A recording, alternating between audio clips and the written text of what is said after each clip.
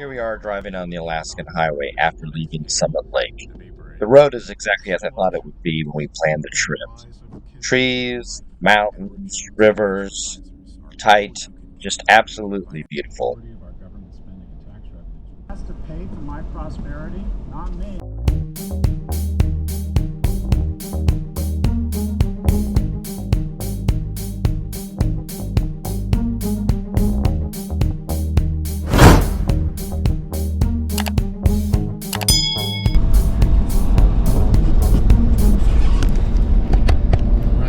Lake for us.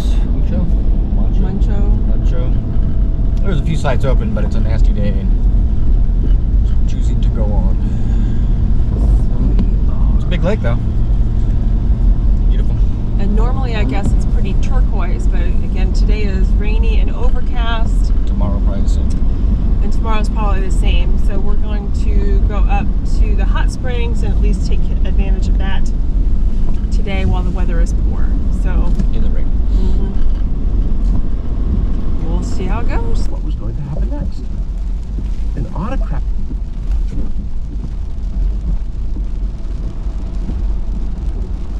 It's a big one. The overflow part. That must be the.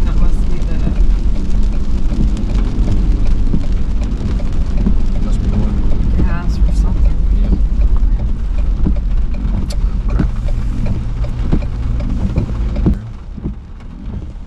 So do you want to just maybe find a spot here and deal with it?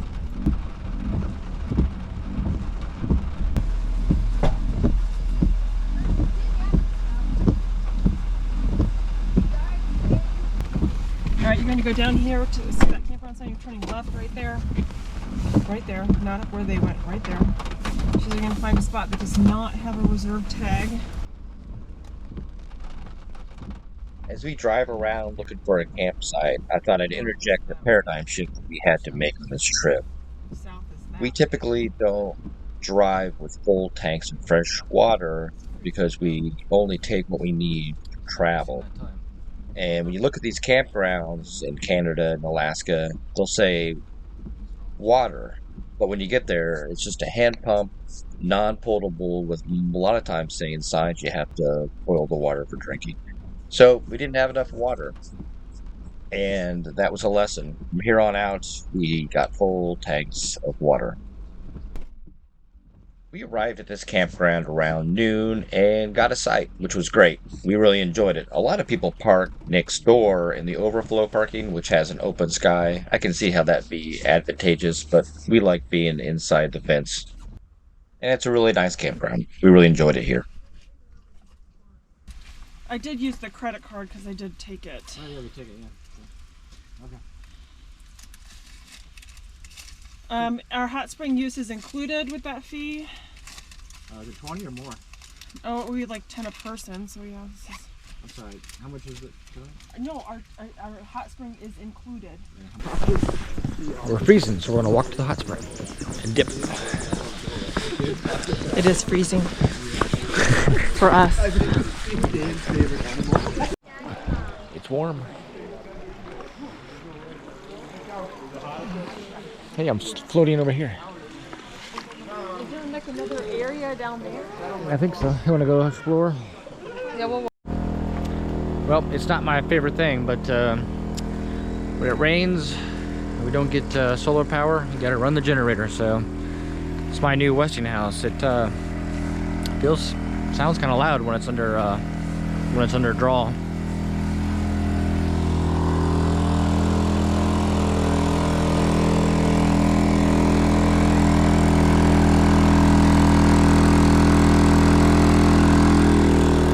Got a new one because the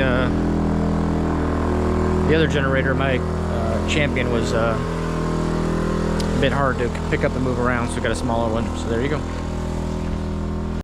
Just walking back from the hot spring. I can't pronounce the location. Lord. Anyway, super nice. I kind of lost track of time, got talking in. I'm a half hour late now, so. Okay, so some privacy. So I was gonna say that we've been 3 nights boondocking now. Well, dry camping, and we finally got the generator out last night. So 2 hours last night, and 2 hours this morning, we were able to get 50% of our juice back to 97%. So we ran the generator for 4 hours total now, 2 hour sessions. And anyway, I hate campgrounds without electricity because people run their generators and it's noisy and it's loud.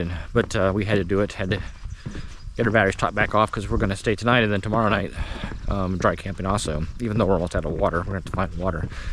But yeah, I think some people run their generators and they're kind of quiet because I think they're not under load. And where ours, so we plug ours in, it's under load.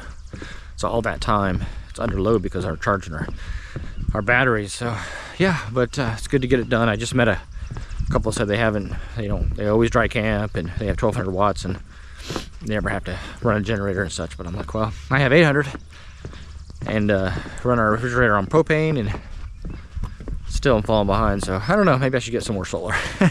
But I'm not sure where I'd put it.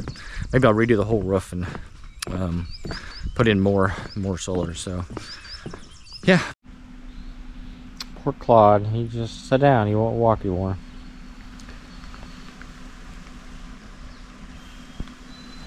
Waiting on Mom. The neat thing about this campground is it's entirely wrapped in electrical fence, to protect the wildlife. Makes you feel better when you see a bear right next door.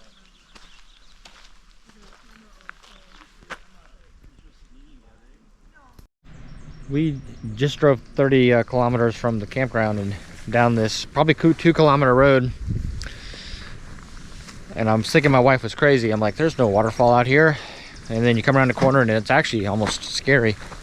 I almost did have him turn around because the All Trails directions had us like a kilometer ago. Yep, muddy, ruddy road, broad gravel path, but looks like it's gonna be well worth it. Nobody here. There is not a soul around. Just us and the critters. All right, Smith River Falls. It's only like a 1.4 kilometer. All right, we are going downhill. Luckily, somebody put steps in. Holy crappers!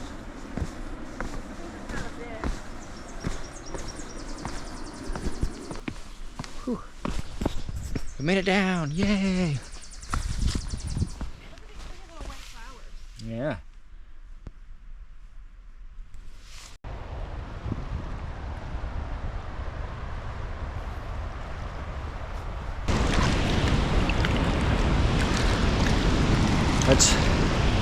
It's pretty incredible, and nobody here. We're in Banff. If this is Banff and Jasper, and they had a nice road with all the tourists driving down this road, this place would be packed. And nobody's here. Crazy.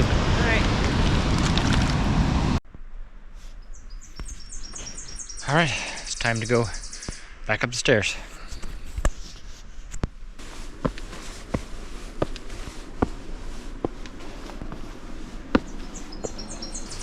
Oh, that's not too bad. Poof, back in the parking lot. All right, we have no idea of how deep these pools are. We may sink in. So if you come out to Smith River Falls, I'm sorry, I do recommend a truck, preferably a four-wheel drive truck, just in case it's worse conditions on the day you're here. The sign said two-wheel would work, but large RVs are not recommended. Any RV is not recommended, in my opinion. Well, you could be in Class B in here. A four-wheel drive one that's lifted. Splishy splashy. We've also been blessed with sunshine for the first time in 3 days. Oh yes. So that's nice. It's a bear. Is he coming around? Let's get up and so you can see without the mirror. Yeah, come back this way so I can. Okay. That is a black bear. For sure, yeah. It's pretty cool. We got to see a black bear from the comfort of our own vehicle. No bear spray needed. The hot springs turned out to be just what the doctor ordered when it was cold and rainy and we were low on water. Trips to the hot spring made us feel much better. We also met some people that we bumped into several times from Virginia. We definitely loved it here. One of the best things we did on the entire trip.